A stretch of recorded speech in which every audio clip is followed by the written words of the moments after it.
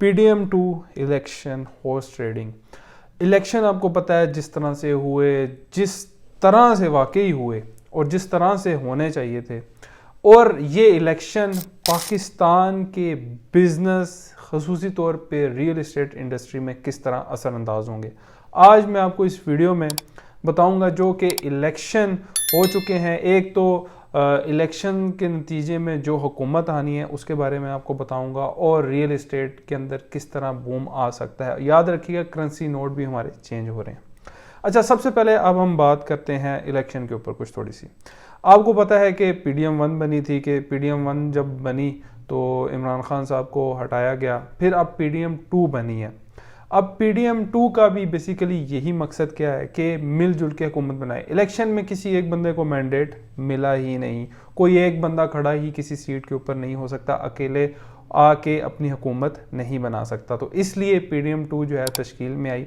अब दो तीन चीज़ें थी जिसमें पहले नाम आ रहे थे कि नवाज शरीफ को वज़ीर आज़म बनाया जाएगा, अब जो नाम आ रहे हैं शहबाज शरीफ साहब को वज़ीर आज़म बनाया जाएगा, और जो जरदारी साहब हैं उनको सदर बनाया जाएगा, और वज़ीर आला जो पंजाब होंगी वो मरीम नवाज़ होंगी। अच्छा, कहने का मकसद ये है कि इनमें से कोई बंदा भी आ जाए, जो बंदा भी आए वो पाकिस्तान की बेहतरी के लिए काम करे और PTI को भी साथ मिला के चले। अगर ये सारी जो पार्टीज़ हैं अगर मिल के काम करेंगी तब भी पाकिस्तान की सूरत हाल बदलेगी। अब देखें, हम इकोनॉमिक क्राइसिस से इस टाइम गुजर रहे हैं, हमें किसी बाहर के दुश्मन की हमें फ़िक्र नहीं है। हमारे इंटरनल जो बैकग्राउंड्स हैं, इंटरनल ग्राउंड रियलिटी के अंदर हमारे मामलात बहुत ज़्यादा ख़राब हैं।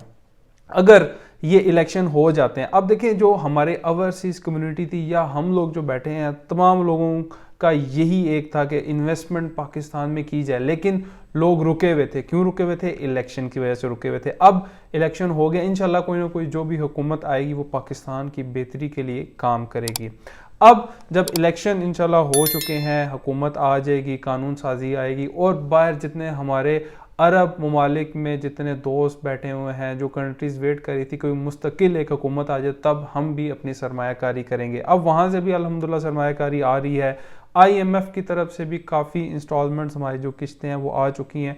अब कर्ज़े का भी बहुत बड़ा मसला है कि हम कर्ज़ा तो ले ही जा रहे हैं और वापस हमने चुकाना भी है, तो चुकाने का सिर्फ यही ज़रिया है कि आपस में मिलजुल के यूनिटी के साथ काम करें। अब हम आते हैं रियल इस्टेट की तरफ।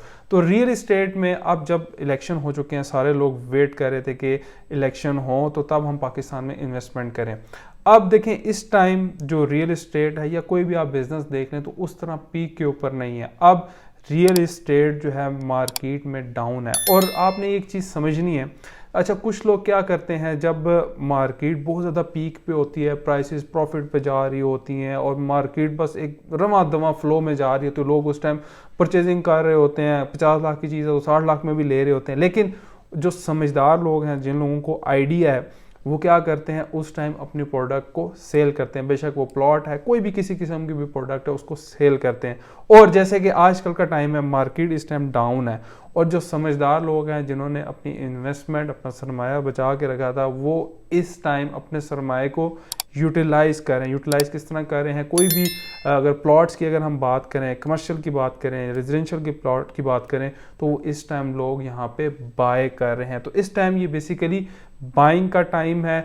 अब इलेक्शन तो अपनी जगह होते रहेंगे, सारा कुछ होते रहेगा। अच्छा, लोग ना इलेक्शन और रियल इस्टेट को ना आपस में बहुत ज़्यादा कंपेयर करते हैं, बिजनेस को करते हैं। अब आप देखें, मुशर्रफ के दौर में बहुत ज़्यादा रियल इस्टेट के अंदर बूम आया था, इसी तरह जरदारी के दौर में बहुत ज़्यादा बूम आया था। मैं स्पेसिफिकली PTI की बात नहीं कर रहा कि लास्ट जब इमरान खान था तो उसके दौर में भी काफ़ी बूम आया था, लेकिन उसके बाद कोविड आ गया और भी बहुत सारे मसले मसाइल आए। लेकिन इंशाल्लाह अब इलेक्शन हो चुके हैं, जो हुकूमत बनेगी तो पाकिस्तान की रियल इस्टेट इंडस्ट्री में बहुत ज़्यादा बूम आने वाला है। और जब मैंने आपको शुरू में एक चीज़ और बताई थी, करेंसी नोट भी जो है वो चेंज होने लगे हैं। अब जब करेंसी नोट चेंज होने की बात आ गई है, तो जितना आपका काला धन, ब्लैक मनी, जहाँ जहाँ भी आपने रज़ाई तकियों के अंदर जो पैसे घुसाए हुए थे अब वो बाहर निकलने हैं। अब ओबियसली सारे पैसे तो चेंज नहीं होने, वो ज़्यादातर पैसे आपके जो हैं रियल इस्टेट में लगने हैं। तो ये समझदार लोगों के लिए इशारा भी है कि करेंसी नोट जब चेंज हो रहे हैं तो ज़्यादातर लोगों ने प्रॉपर्टी के अंदर लगाने हैं, और हुकूमत भी ये चाहती है कि जो पैसे हैं वो डॉक्यूमेंटेड हो जाएं। इंशाल्लाह इसी तरह की मज़ीद इंफॉर्मेटिव वीडियो आपके लिए बनाते रहेंगे। Thank you so much.